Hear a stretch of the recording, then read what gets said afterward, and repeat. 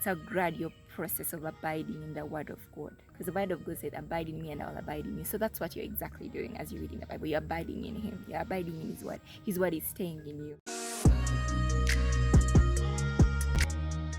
Hi, welcome back to my channel.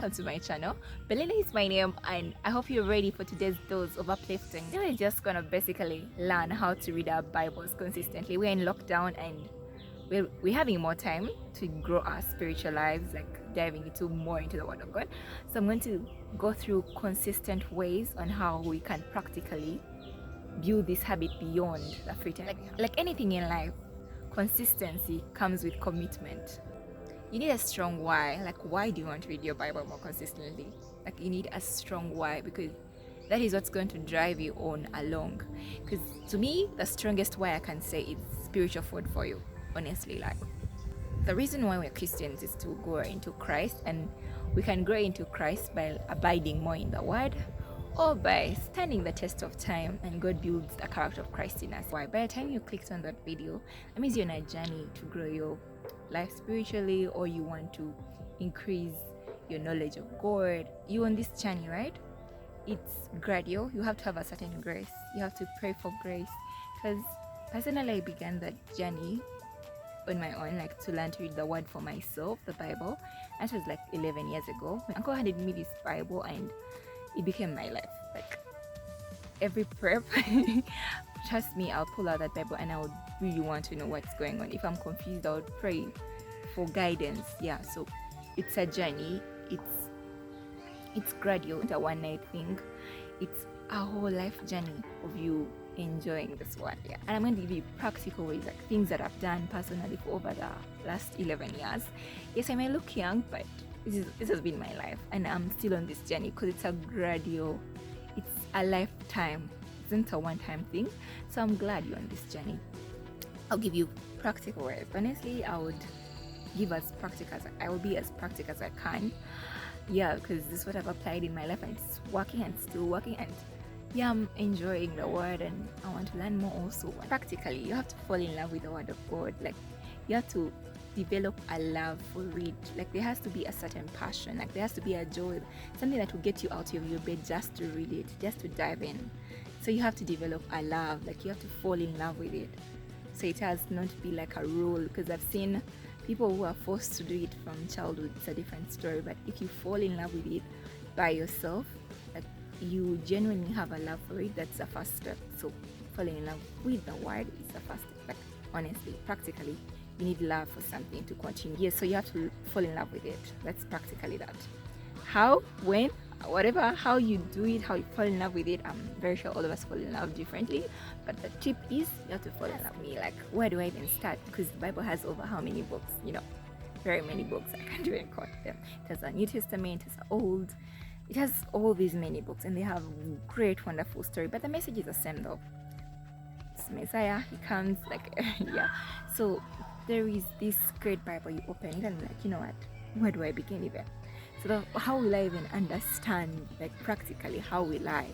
One thing I would like to tell you is pray for the Holy Spirit, because He will direct in all truth. That's what Scripture says. Personally, on my journey of growing in the Word, and even right now as I'm speaking, I draw my understanding from Him. Like, somehow I read a verse and I totally understand. That's why also the fact that we all get different revelations as we read, that's when, like, I'll bring it out in another point, but you have to pray for God to help you understand, because some of these words, if you read them with your human understanding, you may just not understand. So you have to pray for divine understanding from above. Let the Holy Spirit with you, and He will guide you in all truth. That's what the Bible says, and truth is the word of God. So that is a promise we have, that He will guide us in all truth. And honestly speaking, I have experienced it, that He has guided me. I've understood even scriptures that I didn't think I would understand in retrospect. Pray for the guidance of the Holy Spirit. Yes, that's tip number 2. Practically, you have to pray. So let me give you a more practical way, like how I do it daily. Apart from praying, understanding my why, and also falling in love with it, honestly. I use a Bible app. I don't know if you have heard of YouVersion. I use YouVersion for my daily devotions, and then also I do, the devotions I do, then there's also that daily scripture and word diving in. And YouVersion has very many, like, has a very friendly interface where you can actually connect with friends and you read together, you encourage each other. There are very many devotions on different topics of life. If you want to learn different topics of life, you can just click and learn from that. Like if you want to learn about, let me say, forgiveness, or how to deal with this, how to deal with this, you can search the devotions on that app and actually dive into the word, specific scriptures that it gives you, and then you learn. Another way I do it personally, I do Bible study. Like Bible study is personally in a church. Like this is best like from your local church, practically. Like if personally, like our local church has sales, like where we meet every Wednesday and then we discuss whatever has been discussed like on a Sunday, and we dive it more. Like I tell you that I've grown more in the word when I meet with people and we talk about the word.